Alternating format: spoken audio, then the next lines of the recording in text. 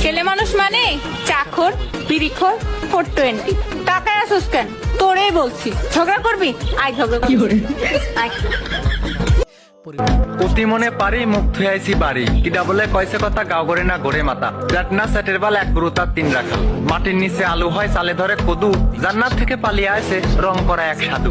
অল্প শিক্ষা ভয়ঙ্কর বলছে গুরুজনে নষ্ট মনের মানুষেরই নষ্ট কিছু মনে যে যে এরকম